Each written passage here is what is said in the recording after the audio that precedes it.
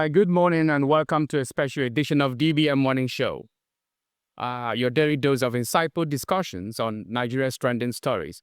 I am Toshku Raphael, and here in the studio with me is my co-host, Ibrahim Omar Warse. Ibrahim, you are welcome. Thank you for having me, Mr. Odrasin. Today is Thursday, July 24th, 2025, and we have got important stories to unpack that affect politics, education, culture, and entertainment in Nigeria. Now, let me give you a lineup of the topics we're going to talk about. First, Anambra Guba Showdown. Soludo race under review and the rising threat from rival candidates from other political parties. And then from there, we shall move to the crackdown on examination malpractice. The federal government's bold plan to make WAEC and NECO fully computer-based by 2026. All right. We have a special guest for the first topic bordering on Anambra politics. We know that as Anambra's gubernatorial election is drawing near, November 8th, there has been a lot of politicking, hobnobbing, amongst politicians.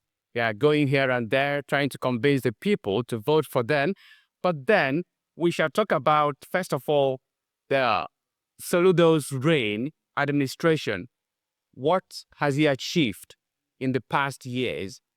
We have a special guest for this, the state of Anambra, under the leadership of Governor Chukwuma Soludo. Now, joining us this morning is an influential voice on Anambra politics and development, Honorable Engineer Tony Uche Chukwudi Ezekwesili. Uche Chukwu Ezekwesili, he is the former Chief Whip of Anambra State House of Assembly. He is the former APGA National Chairman, Vice Chairman, Southeast, civil rights activist, engineer, and entrepreneur. Honorable, you're welcome to DDN Show. Thank you, Mr. To. It's my pleasure to be here. You also forget that I'm first and foremost a farmer. You are an all-rounder. Yeah. It's my pleasure to be here, at least live in the studio for DDM for the first time. And I'm thrilled to be part of this program today. It's good to be with you. All right. Now, let's start from Anambra governance leadership under Governor Soludo. Governor Soludo has been credited with constructing over 700 kilometers of roads or more than that, and revitalizing infrastructure since he started. Now, how would you assess the overall impact of this infrastructure boom on daily life and economic activities in Anambra urban and rural areas? Thank you so much, too, and our viewers out there. I also remember that you did mention that I am the convener and national chairman of Anambra Equity Movement, Turn by Turn for Justice, Equity and Fairness. It's a civil society organization, a political pressure group that works towards ensuring that Anambra people get the best out of their government. And that is what I represent. You can see from the civil rights group, which is having part of my run from my student union days. So, and I'm coming from that angle, and I'm not just a politician, and I'm somebody that is concerned about how my society progresses and develops. Now, Soludo's government. You mentioned about constructing 700 kilometers of roads. If I may come out very blunt and direct, that's a lie. There's no 700 kilometers road constructed by Soludo anywhere in Anambra State. So even the he could say flag off or awarded. Constructed. Where are the roads? I can give you in a jiffy the road that Soludo had done in Anambra State. And because Soludo has not completed up to 200 kilometers of road in his almost 3.5 years in office. And of 200 kilometers. If it's far less than that, I doubt if it's even up to 150 kilometers. Let's take it. He continued the Amansi Obofemi Road. He continued it from where P2B started it, Obiano extended it, he completed the remaining part of it. He completed the Amansi Ndukwenu Ufuma Road, which was about 20 kilometers of road. This one from the other, this one is less than the one he did in the Amansi Obofemi Road. The one he did there is less than 12 kilometers of road. Then less than 12, far less than 12 kilometers of roads. Then the one from Amansi in the Ukweno was Peter started this. Will he give it a nod? The remaining part of it from after Ndukwenu Bridge towards Awa is the one he did. And it's not also more than 12 kilometers of roads. And by then the roads have been done, the drainage have been done. He got the remaining leveling and asphalting is what he did. He also did the other one that from within Orumba South to Fuma, another one then. The one in Kurabia is doing, where he did many roads is in his hometown in his Sofia community. It's where he did many roads. Then the Oka Ekulobia Oga Akokwa Road. It's a federal road, not a Anambra State road. Federal is paying. The Agolo, Newi, Ozobolo, Okja Road. It's a federal road. The two roads that he claims to be visualizing are two federal roads being paid for by federal government. So now in Oka, the only major road he had done in Oka here is he completed in Oka here is just the one from Unity Junction through what God is called Acha Road, through this Isu and Ocha to Achara. You know, and the road is not, he durarized it for about 2 kilometers or less than 2 kilometers from Unity Junction to White Junction is where he durarized. The rest, the road had been there, that one is rehabilitation and reconstruction. Then, which other roads? In the whole of Obuko, where he makes claim, the whole roads that Soludo had completed in Obuko, the whole entire Obuko, that's in Obaru, is not up to 11 kilometers. It's about 10 kilometers, 10% kilometers of roads. Inside Onitsha, the Fege Road, the Fege, what's called the Niger Road, and the Fioda Road he did in the entire Onitsha, north and south. In entire city, a lot of to take a lot of a road. In my own town, and in the central, in Idemili South, the whole of entire Idemili South, Trudeau have not done 1 kilometer of road. The only thing he did in my town, which was one of the things that they started the government with, was a fraud, a sleaze. They said they want to dredge Mirijon River, Idemili River, in Ojoto Point, where we're having issues. Then they collected about ₦1 billion from that road, and they did not do it, they abandoned it, and the flood started dealing and destroying our farm crops and other things in Ojoto there. So that one, they just used that one to defraud Anambra State of about ₦1 billion. That was part of the first thing he came to do when he came into government. Then tell me where the 700 kilometers of roads are. So this is a fraud, this is a lie against Anambra people. So if they said it's 700, can I hear them? Unless we just move around to go and see. Because when all have been said that, I said, okay, let me take my time and move around and see where these roads are. And I couldn't find them. Some other roads he had been commissioning are roads built by private individuals. Maybe he want to add to the one he had done, the roads that Anambra people on their own have done for themselves, that he was called come and commission. And don't you think it's a disgrace that government should, governor that has the money of the people, the patrimony, common patrimony of the people, now going to brag you with private roads controlled by private Anambra individuals? And don't forget, when we talk about this issue, Soludo currently has seized the Anambra State government funds for himself. First, he didn't do government election. He imposed a chairman and councillors on Anambra people and made a draconian law that now being challenged in court, where he collects 90% of the entire allocation to Anambra local governments to himself, manipulate the way he wants. So, and if you even watch the system of Anambra administration, prior to now in government, that's what you call tender board. People you announce projects, people go to tender for it. And there's a competition. Currently, there is no tender board working in Anambra State. He claims he's doing online tendering and other things, which is a fraud. So he only enters into his bedroom with the commissioner for works and his in-law, Honorable Emeka, and they award contract to whoever they want, collect their kickbacks up front. So this is a government of fraud and deceit. We only hear about it in television, in channels TV, and in other places.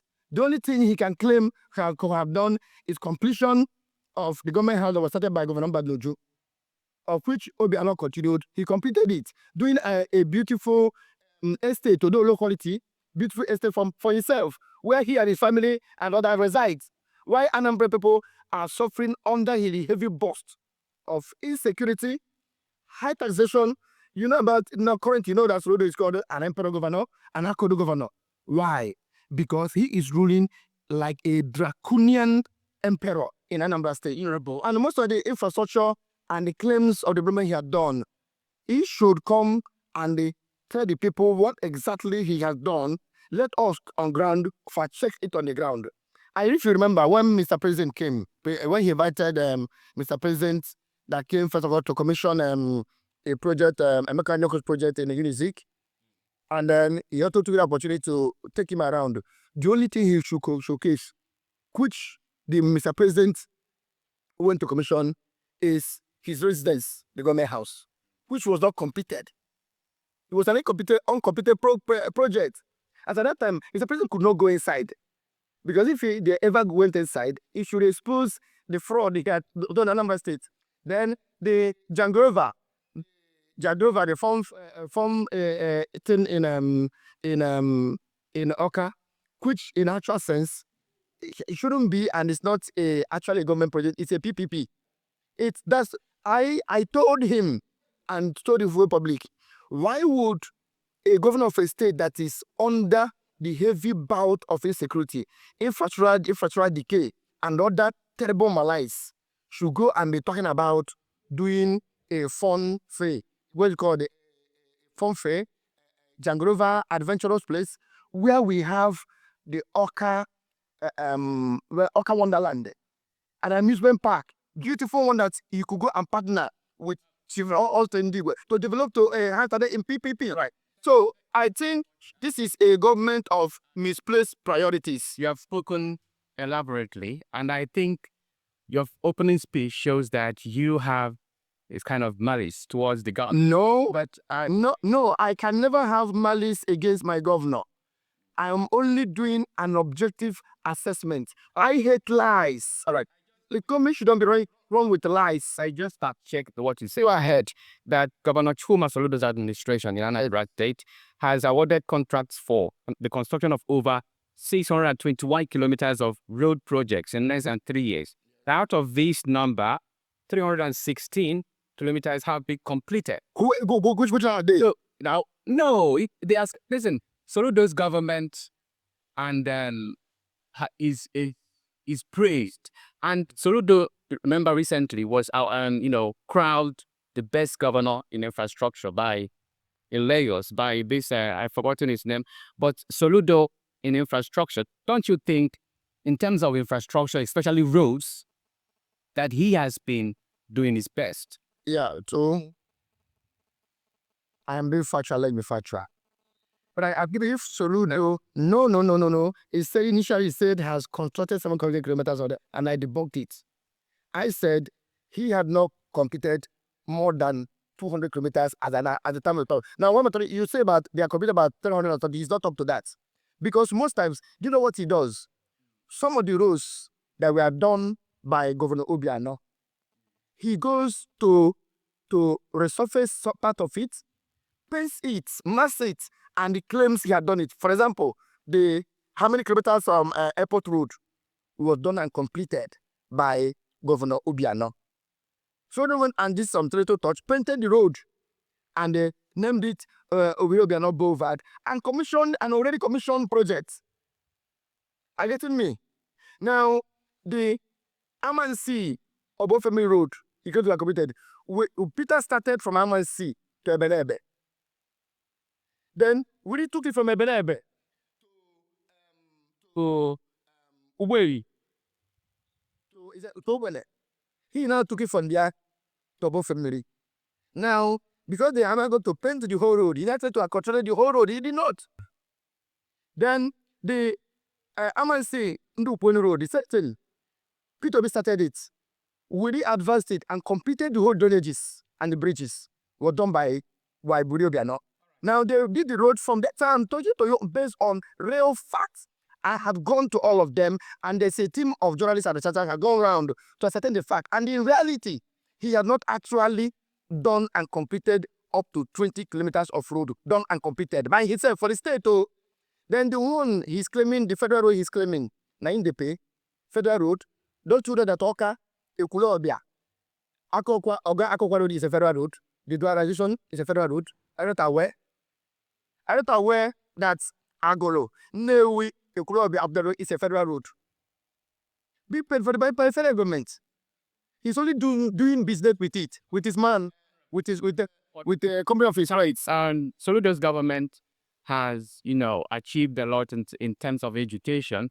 He has, instituted this free education at the basic level, and he has employed over 8,000 new teachers. So how do you think this has transformed the public schools in the state? Yeah, so first of all, may I commend him for advancing the what his predecessors, Mr. P2B and Obiano, had done in the area of education.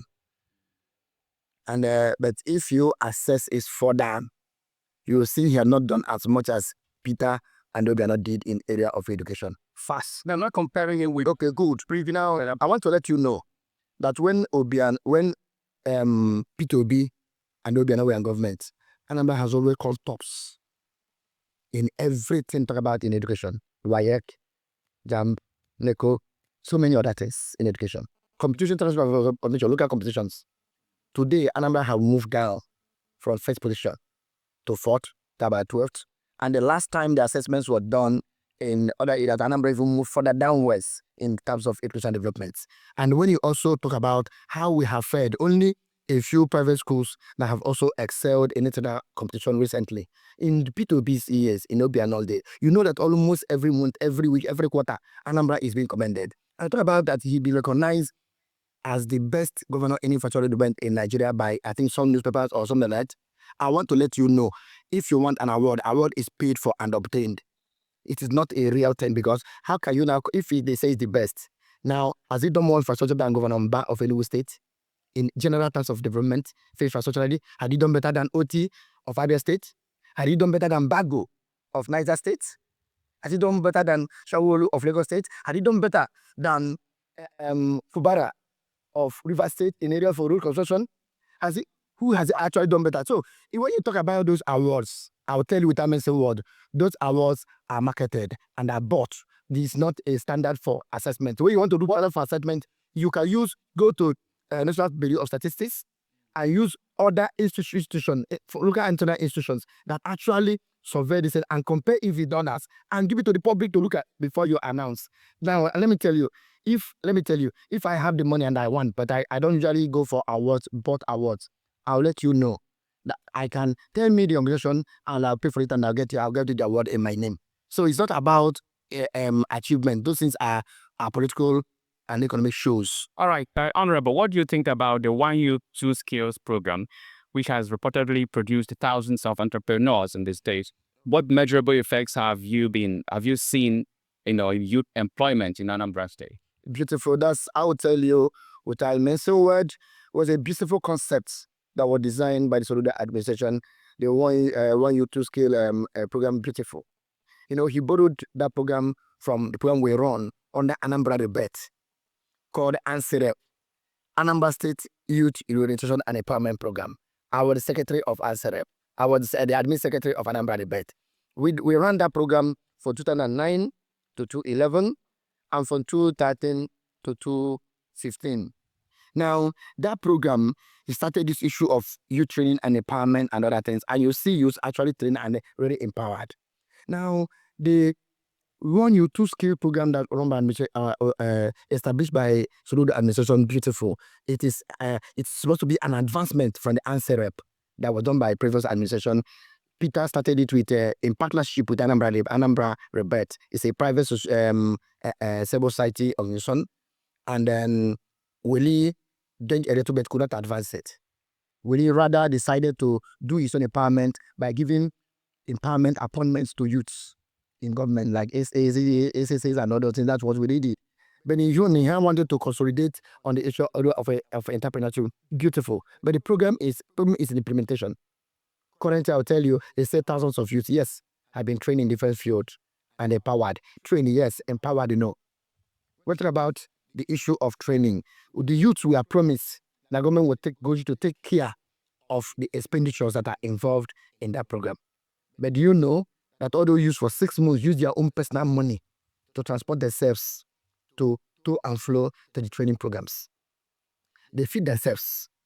And they spend an average of about 3 to 5,000 naira daily, depending on where the person is coming from. Now, eventually, if you look at it, you will see that those that are coming from local spend about 3,000. Those that are coming from outside local, we still spend from 5,000. Some we spend as much as 8 to 10,000 to attend the program daily. And you know what happens at the end of the day? For them to be provided with a government promise, then they're going to provide them with the equipment and other things to start and give them seed money to start the business. They also submitted their bank accounts and everything. Do you know what happens? Some of them spent in course of doing that training for that 6 months, spent over, least of them spent about 600,000 or more in that, but some spent up to 1.something million to get the training. You know what happened at the end? Government started giving them 250,000, 300,000 naira. That were not even enough to take care of your feeding, not about transportation. And you call that empowerment. Some of them are seriously disenchanted, majority of them. So if you think that empowerment has been done, why hasn't the government brought it out and announced it the day they were doing empowerment? Let Anambra people see. We have about 1,000 of them protesting currently. That government had not, in fact, majority of them, that government had not given them anything to date. And I'll tell you, I don't even know the system they use in selecting those that are participating. Because I have not seen one single person from my town, Ojoto, that have said, or from my village, Enugu, that he participated in that program up to date, or have been empowered by the program up to date. So it's a beautiful program, but what happens in Soludo and Muslim has very bright ideas. They think nice, idealistic, but in the end, they cannot implement. So why don't they use that Anambra people's money? Because currently now, Anambra is richest ever in terms of revenue generated from the federal government and other sources. Now, but why can't government in our society open up or sustain that business ASBA that Wuli Obi are not developed? ASBA is Anambra Small Business Agency, where government is supposed to put serious funds. When you finish a training, government gives you either an interest-free loan or soft loan, soft loan or interest-free loan or grants to now start your business based on the business plan you have. Now, if you have been trained in issue of fish farming, and after you've been trained, you are given like 200,000, 250,000, 300,000. Our government has assisted you. Government has only wasted you 6 months and frustrated your life. Many of those youths are frustrated currently. If the government had actually empowered such a number of youth, do you know that nobody will be contesting governorship within in this time? Such volume of youth from different areas in Anambra State coming together to insist that governor have actually done this empowerment and shown the true accurate of it. You understand it. Apart from that one, even those they try to empower, the kind of obnoxious draconian taxation that government is doing today in Anambra State, they cannot even survive it. No entrepreneur, no trader, no business can survive it or surviving it. That's why traders are protesting. Entrepreneurs are protesting. The amount of money these aboros and then that kodo use. You know what you call kodo? Those that come with pestle to break their legs and hands if you don't comply with their demand, and they are pure aboros. He said he has banished in Anambra State. If he had actually injected such resources, I will tell you by now, Anambra economy should be really big, and it will have reduced drastically insecurity in Anambra State. But all the same, he only doing a public show, a media show with it, because I don't think Mr. Soludo is actually seriously interested in empowering our youth. I don't think he's really interested in actually doing the government, because you know one thing, he promised us to convert Anambra State to a Dubai Tower in less than 4 years. What have you seen in Anambra State? Hasn't he done that with the construction of the Solution Fund City? Oh my, the Fund City, if you go to Abuja, there are many Fund Cities there. And if you go to Abakaliki, you see a bigger Fund City. This is our private investments that government support partners. Maybe government provide the lands, the investor do the rest. Government don't get himself involved in doing businesses like that. And the Fund City is not a big. How many people have been employed there? How many people are they employing? Can the poor people from the village and all that have access to that place? How much are they paying to access that place? Would even insecurity allow people to come there to enjoy themselves? But so when you look at that budget, I was in Nodu Open yesterday from Millennium Park through Nodu Road, going to Royal Swiss Palace Garden to hang out with my friends. Oh my God, that thing is one of the worst roads I've ever seen. Not in Anambra State, in the southeast Nigeria. In the heart of Oka, the one of the most populated area in Anambra State, in Oka and Anambra State is Oka, and Ifite. And what had the government done that? Government only patched the Ifite road to Amansi. No of those link roads between Ifite, Obuno, Isu and Ocha, Mbako, that will make Anambra State look as a capital and be done. Rather, instead of doing those basic things, Soludo is very busy constructing VOMPs on Federal Express Road. And most people don't know that bus exists there.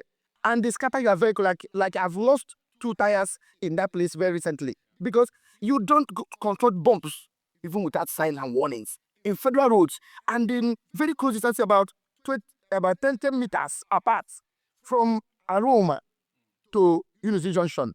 You have up to about 10 to 12 bumps on the road.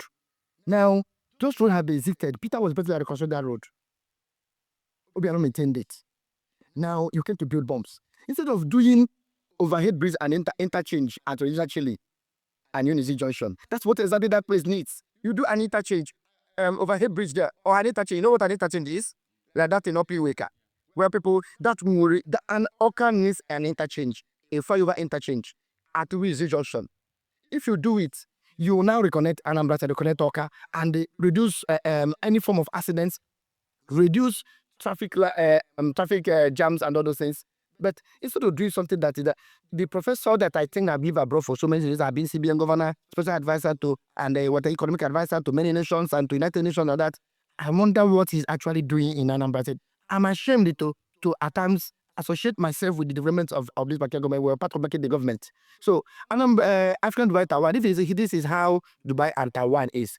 Please let him stop about Dubai Taiwan and give us at least Abakaliki in Anambra State. All right, Honorable. Let us go down to security, which has been a bane of the people of Anambra State. Let us see, 2020 NSAS, there has been a consistent worsening of the insecurity in the whole Southeast. But every government of every state is responsible to the security of the people living within that state. So in last year, Anambra State governor, introduced Agunech by security outfit this year. And people say that it has been doing wonders. So what is this spot on the security architecture of Anambra State? Yeah, this year, after 3 years, Mr. Governor, Professor Charles Soludo introduced the Agunech Udogaji security outfit.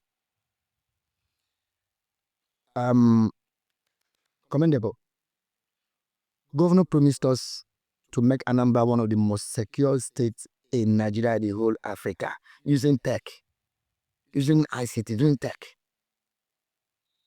But by the time he took over power, before we know what was happening, he escalated the insecurity in Anambra State by his careless utterances and on that a plan that was not well thought out and well designed. Anambra State insecurity escalated after he took over by 2021. Why? Because the governor came and said, the first thing we're going to do is to ban Aboro. He came to government like our president came and said, I banned fuel subsidy and banned a double exchange rate in Nigeria, and everything scattered. The same thing a professor of economics came and did in Anambra. I have banned Aboro. Arrest them everywhere. He forgot that some instrumentalities were put in place by the government of Wudi Obiano to enhance security. Some of these so-called bad boys, government now have to engage them in some meaningful areas within the parks and markets so that they will be integrated to the society, working for government while earning money from the system. That was part of the strategy that Obiano's security architecture run on. Apart from bringing in tech, surveillance and monitoring equipment that they use to survey and monitor and arrest kidnappers and armed robbers and criminals in Anambra State. Now, when he came in, he never bothered to read through the documents of the provincial administration and over notes. he now announced it as a campaign down on people. Those that government have been, if you remember in Anambra State, during the time of Obiano, within the first few days in office, Obiano has security summit organized. The one with Israel, the Israeli security experts came, with all the other adjoining states within Southeast came to now see how to do an integrated security system within the Southeast. So approaches we are putting down in place. Designs were made not to make it to work. Some of the bad boys were called come. Turn to from bad to good. Repent, organize government to empower you. That's some understandings. And they were put to work.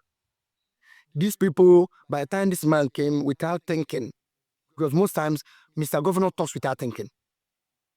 It will be bruised. Most of these bad boys, when they become hungry, first day, second day, 1 week, 2 weeks, they can do that hold because they are not as educated and as disciplined as me and you.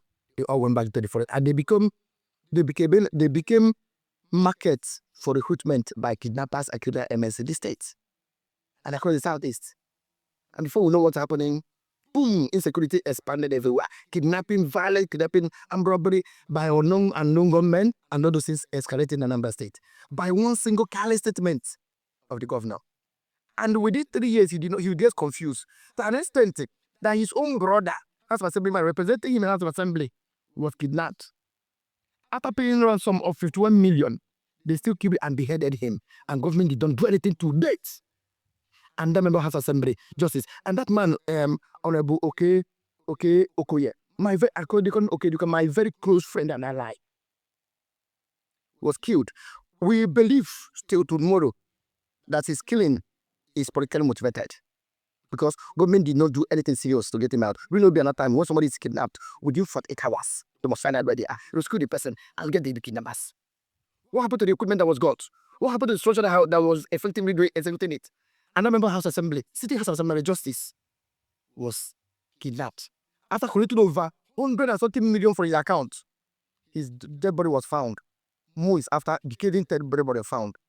Now, you now ask yourself, why did Mr. Governor, who promised to provide insecurity high that he was prepared before he became governor, had to wait for 3 years when hundreds of people, thousands of people have been kidnapped, hundreds of people have been killed, billions, hundreds of billions, if not trillions, have been wasted by a number of people in paying ransom. Businesses and lives and families destroyed before you now start putting up a security outfit that is incompetent to date. And that Udugachi, attaching the name Udugachi, some people have interpreted to mean Surudugachi also. That's what they mean, Surudugachi. That means an instrument, a campaign instrument, an erosion instrument to cajole down, to suppress and oppress opponents for you to use force and security to win a second tenure in an election. Some quarters have been saying that. And if you see what is happening, I tend to agree with them because how can a local security person be masking himself, masking vigilante people, masking themselves everywhere? You don't know who they are and what they are doing. And that is why today, the rate of kidnapping has increased in some areas in Anambra State. You know, whenever you talk about security, I start crying. I'm a survivor. They kidnapped me. I'm alive today because of God. After I was kidnapped. My brother-in-law was kidnapped. My friend, the Escobar, was killed. And so many, I have lost, if I start counting for you, I may start crying. I've lost so many of my friends by literally another. We have paid hundreds of millions, billions in ransom. The security. Even after that 3 years, we are not talking, maybe after that 3 years, we are not expecting to now build a world-class security system. You see, what to do, people now do, people do that is to stand in junction collecting money from people. Masking the collecting money by force. That one night I was passing through that there. I stopped. I stopped for them. And they said I should give them money. I said, no, I don't have any money on me. The guy caught gun. We're here suffering for you. And you're telling me, no, if you don't believe I'll do this and do that. I was so shocked. I had to put my hand into my pocket. Every money I had, I had to drop at them. Because if you have faced armed robbers and kidnappers and unknown gunmen, my brother, when you have such a threat, you will give up everything for your life to be safe. I know what God did for me to be alive today. After being that, my attempt on my life for 2 times, I had to run to exile in Abuja. What brought me back is that this is time for us to make right the government system. And I will tell you that Udugachi was not a bad idea if it's sincere, but what has been happening now is not sincere. And I will tell you without missing word, it's very incomplete because there's no tech. How can you check somebody carrying arms or anything in the vehicle when you don't have equipment to check. You only use your eyes and whatever. Carry some of them carry pump action, even some carry AK-47. So the issue of the Udogachi has fallen, and their implementation have fallen so much short of what you expect of a professor, international professor, as a governor to do in the state. Now, if you go to Dubai or to Taiwan, security is by high tech. How can about 30% of Anambra still be controlled by non-state actors? From Ihala to Urumba South, to part of Urumba North, to Obaru, to Nnewi South. It's being controlled by non-state actors or non-government and other things, taking over our forests. Kidnapping people are keeping them there. When you can provide surveillance equipment with the backing of the army and police, you go there to do. And as a serious complaint from the state security agencies, the police, the DSS, the army, that Governor Soludo had not supported them financially. Not only had he supported them with logistics like vehicles and other things that they need. Quite unlike what was being done during Obiano and the Obi administration. The state government used to give them serious support from the police divisions to the army, to the DSS, to civil defense, to the navy. They were all provided for in the budget. And currently, you know what the mean most? Government Soludo is taking about 3 billion naira every month as security vote. 3 billion. 3 billion. 3 billion naira every month as security vote. Is it factual? Factual. You can check. I challenge everybody they say not to let me come and tell me the government can provide or see me. 3 billion every month he collects as security vote. And this security is growing in Anambra State. That means he is making money out of his security in Anambra State and does not care about the lives of our people. What he cares for is about protecting himself and his political ambition. And that is truly wrong. And Anambra people are rising. And Anambra people are speaking. This time around, we need to see that thing that he's enjoying in Abuja where he lives, or in London where he lives, or in Dubai where he lives, or those things that are making him to go and invest in Congo and in Togo and in Dubai. Why don't you also invest in Anambra State here? Because he doesn't have any investment in Anambra State. Prior to now, currently now, he doesn't have, apart from maybe his house in his Sofia. So, I think a time has come when Governor Soludo has to allow people who can think, how to call stakeholders for Anambra State to sit down and decide how to take care of insecurity in Anambra State. It should be everybody concerned. And I am worried, I'm concerned. I don't want to die. I don't want to skip losing my family and friends. All right, thank you. Thank you very much. Now, because of time, let's focus now on the Anambra coming election, which is the main thing, in Anambra State and even in Nigeria. Now, how do you rate the key political parties and candidates contended for Anambra's governorship in terms of popularity, credibility, capacity to continue or improve on Soludo's legacy? Thank you so much. Thank God you say improve on his legacies, because the way things are going, Anambra people are traumatized. Anambra people are fed up with Soludo because he has performed far below expectation. People supported and voted him with high hopes that where he's coming from, Anambra will become a heaven within less few months or years. Like Enugu State is going under Amba, and then Abepo is going under Governor Oti, where Aba is now a beautiful place to be in and light 24 hours.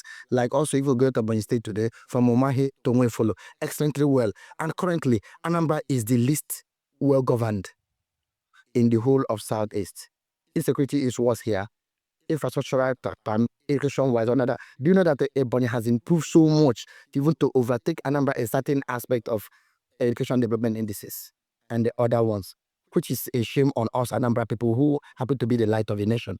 So, in coming election, the way people are getting popular every day, are being accepted by the masses, currently shows you that people have actually passed vote of no confidence of Governor Soludo. But if you look at those that are coming out, array of very experienced leaders in different parties. Let's start with AA. Jeff, the fall guy, Jeff's a security expert. He's hinging his own on ability to provide security for Anambra people. And AA is making a new road across Anambra State currently. Do well. Then you look at the other party, like National Alliance, yes, AA. They look at other ones. I'm going to look at about the 7 principal parties that are hitting the ground, making waves currently now. Look at Labour Party, George Moharo. Labour Party is a party to beat in Anambra State. John Moharo is a very experienced politician, a very experienced businessman, former MD of NIWA, and done so many things, and he's doing well, very well for himself in Labour Party. Labour Party is P2B's party. If you look at the flag of P2B was there, so many of them were there. But the issue is that it seems that Labour Party has lost this team that they used to be known for. In those days, by now, it must have been Labour all the way. But I don't know why George is not getting such a massive underground, grassroots support like Labour used to have in the past. That even before Peter came in, if you remember the last guy that was the Labour Party candidate, Abasiere, to a point that the guy was kidnapped. And to today, nobody have known where he is. The family has said they have killed him because of the rising profile and with support of one man, his brother called Ogandoga.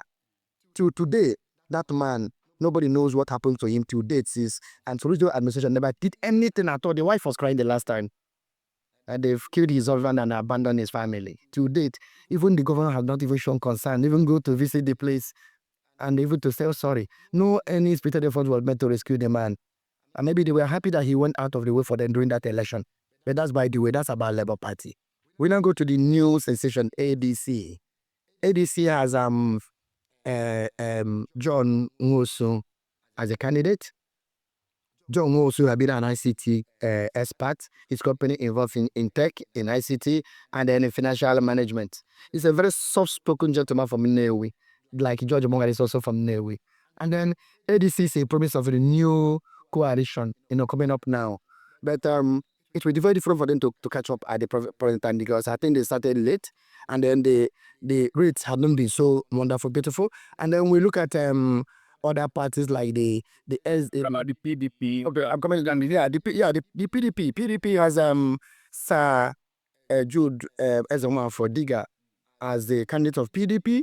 And PDP these days have been experiencing some serious dwindling fortunes, both in Anambra State and Nigeria. I don't know what's happened to PDP.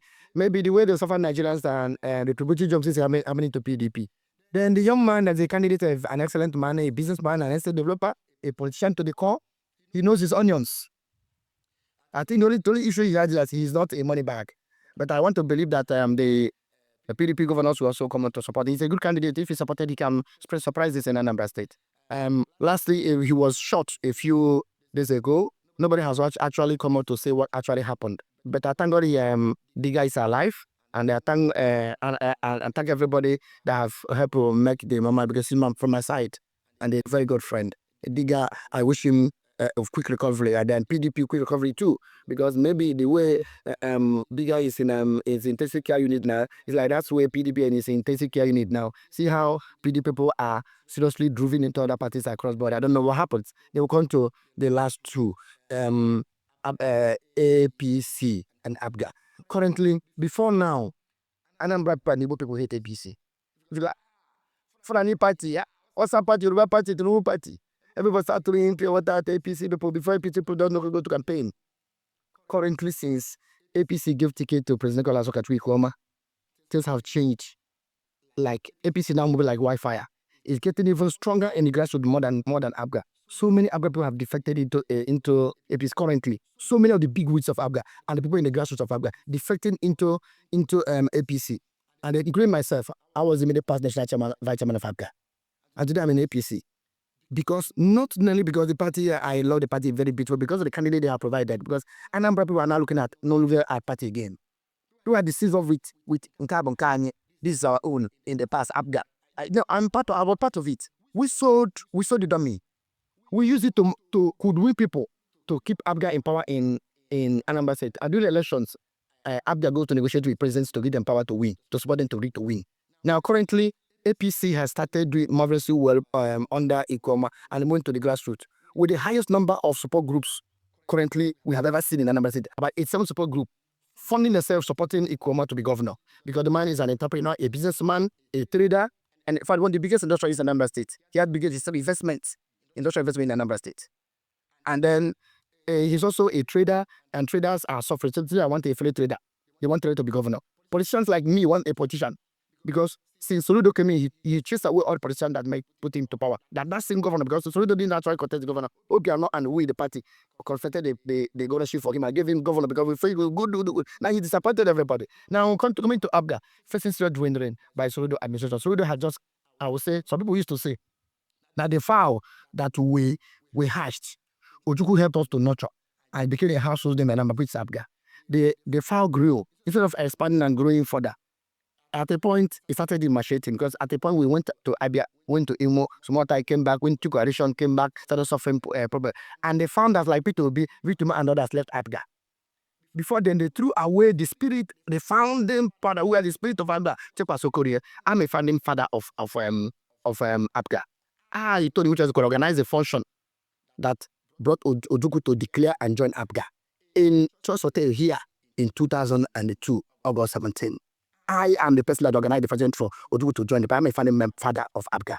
But the spirit, the philosophy behind formation of APGA, all the assets and the fortunes have been swallowed, chopped by Soludo. People used to say that Soludo had killed our fowl and chop the bone. So today, Nkai is not working again because they have converted APGA from the time of Obiano to a family business. Now, to Soludo, it is worse. Just him and his family and their laws running the party. The party is not funded from the national to the state to the government to the world. During the time of Peter and during the time of Obiano, they used to provide vehicles for the party, fund party activities, and so many other things for the party. But today, APGA people are crying. And let me tell you, next few weeks and months, more and more APGA grassroots, stakeholders, and leaders will defect to APC because, look at who came from APGA. With a BOT member of APGA, candidate of APGA. Most of us in APGA, both under the Njoko and other mainstream APGA people, we have all decided to move to take over APC, to use the party to relaunch Anambra State back to the center in order to have Anambra State better infrastructure, they were better secured. One problem we have in governance and security. A businessman will never allow insecurity around his business. You know why? With insecurity, you cannot, customers cannot come and go. Customers, who are the customers here? The citizens. You must provide conditional atmosphere for them. The citizen, the customer is the king in every business. That's why if a businessman is running a government, he runs with human face. Make people happy. Provide them security. Give them the infrastructure they need. Like P2B tried so much, but P2B was also a trader.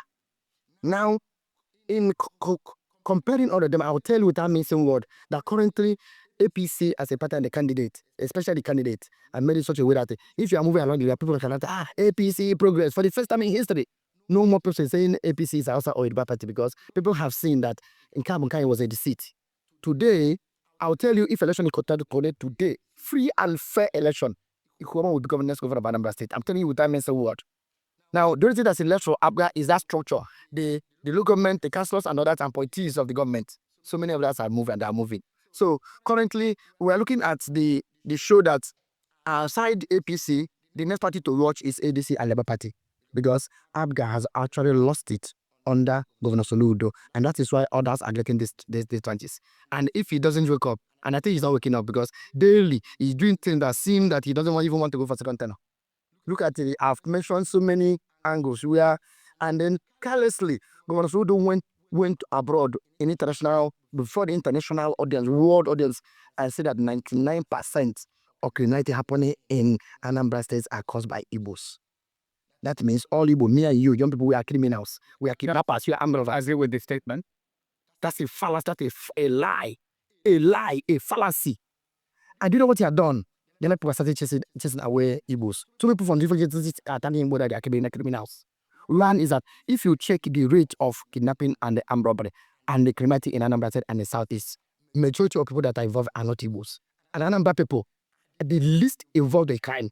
Anambra man works hard, trains hard, goes outside to do his business. Anambra man people, we hardly engage in some of those levels of kidnapping. Not Anambra man now. Anambra man cannot come and carry a knife, cut somebody's neck. It's not in our blood, just our culture. We are not used to killings. All these killings started recently under this recent APGA government. And I want to let you know, Soludo had demarcated Anambra State, demarcated Igbo people so well that Igbos are angry, youths are angry because he affects us very negatively. And for that reason and so many other several reasons. And for lying to Anambra, Anambra people are going to convert here to Dubai, Tawan, and Silicon Valley, which has failed woefully. He's only succeeded in enriching himself and his family members.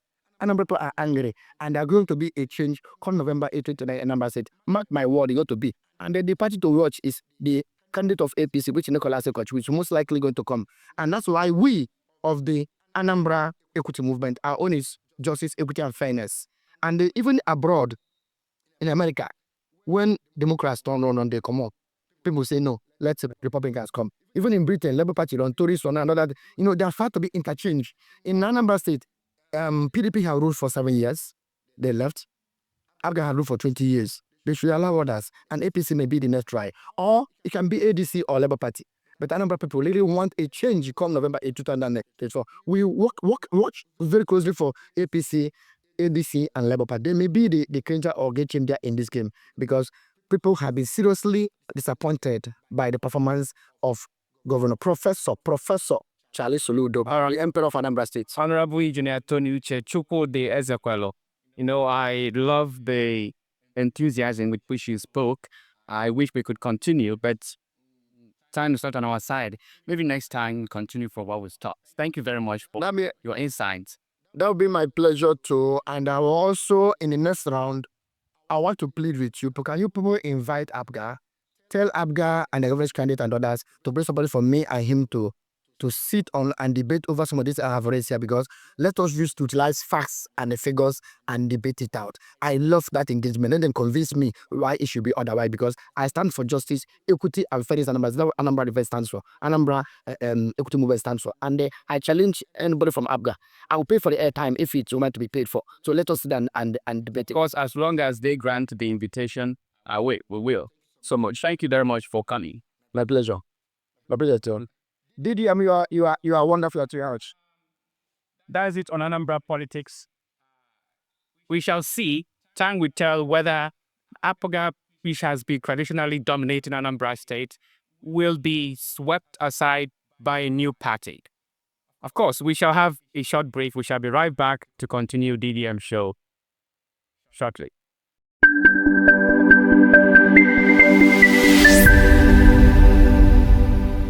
All right.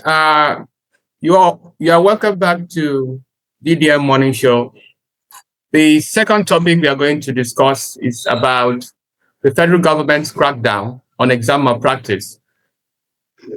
The federal government has decided that the WAEC and NECO examinations will be fully computer-based by next year, 2026.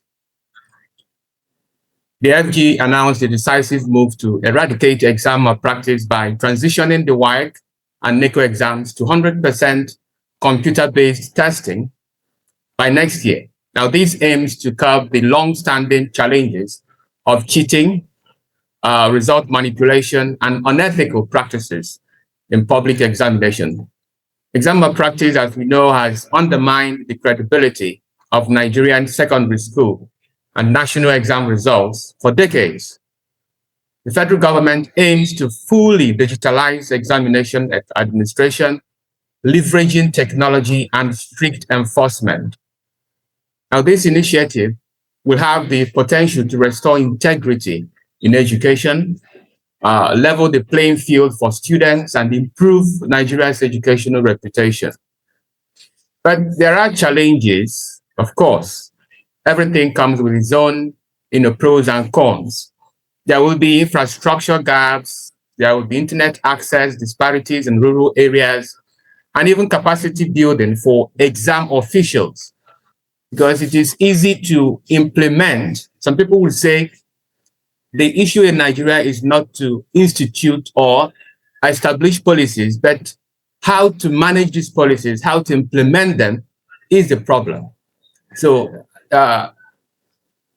this is what we want to discuss. Is it a good development, or will it be an effort in futility? So anyone who wants, all right. Mr. Ibrahim. Yes, let me chip in at this point. As you clearly know, I'm a computer scientist, and I view this development not just from an educational perspective, but from also a technical point of view. Um, Without a doubt, this reform will be a revolution in Nigerian education system. The federal government should make sure that they do it as soon as possible. But as you rightly underline, there are challenges regarding the system. You know, at the core of it, this shift is aimed at one of the nation's most persistent academic cancer, the Expo syndrome, or exam malpractice. And you rightly asked the right question: will the computerization eliminate the manners or simply shift it into a new reform? I believe personally that it's not going to eliminate exam malpractice, but the exam malpractice will definitely have a shift, because the real change we demand as Nigerians is a change in value system. Because in our schools, you can bear witness that most of the teachers or these schools, they prefer, should I say, giving this expo so that they will lure more students to their center rather than producing truly competent students passing through their own system. So I kind of believe it's um, strongly a system that we should adopt, but to as whether it's going to solve the exam malpractice in the country, I don't believe it's going to solve the exam malpractice. Okay, let me just chip in a bit. Before I go ahead, let me say if anybody's in the audience and they want to say anything, they can speak. But let me say this is a good development. Computer-based exams from 2026. But I think the government should also realize that Nigeria is a country that doesn't have enough infrastructure. We need electricity. If we have that, I don't think it will be a problem, because if we have access to electricity, the children can power their laptops, able to do a lot of practicals and then other things. So the government should seriously focus on infrastructure, especially electricity, so that this will be an easy ride going forward. To me, sometimes I feel the government is not really thinking expansively, because infrastructure is something that you think of when you are doing things like this. When this present government was introducing taking off subsidy, that's another thing I also said, that they don't seem to realize that if you have enough infrastructure, the citizens will not even complain. But that's what I feel that they should look into. It's a good development, but they should focus a lot more on infrastructure for this to have an easy ride. Thank you. Thank you, Mr. Kevin. Now, let me remind everyone, if you want to speak on this matter, raise your hand so that I will give you the mic. I want to speak on this very matter because I have the experience. I have first-hand experience. I have been a teacher in a secondary school for, more than 2 years, at least 2 years. So I think that what I believe about this very policy, I don't think it will stop examination malpractice. I hope everyone can hear me. Mr. Ibrahim, can you hear me?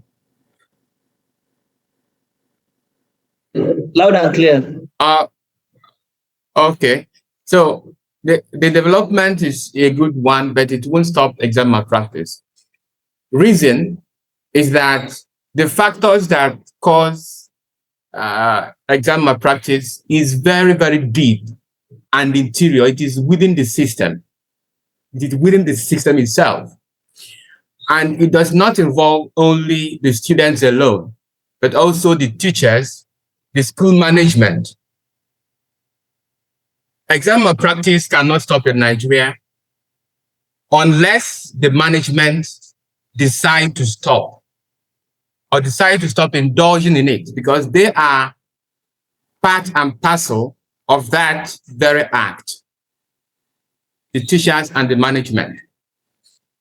The teachers are the ones who will even convince the students to indulge in it. They will ask the students to get money, convince them that if they get money, they will provide answers to them during examinations. I see this in secondary schools happen, and it is a normal thing in most secondary schools in Nigeria. It is a normal thing. If you don't agree with them, if you don't want to participate, they will see you as somebody who wants to fight the corrupt establishment. So what do? If you cannot fight them, you join them. So these are the things that I have seen firsthand that happen, that teachers and those who constitute the management in secondary schools are part and parcel of examination malpractice. And that is why even if this CBT is introduced, who will control the CBT text? It is still the management. Therefore, it is a good thing, but I think it will not stop exam malpractice. So I don't know if anyone has a different opinion, or if this government policy will actually, improve the level or the progress of education in Nigeria. But for me, I don't see it at all, because I've been part of the process. All right. If you want to speak, you are still listening, watching the DDM morning show.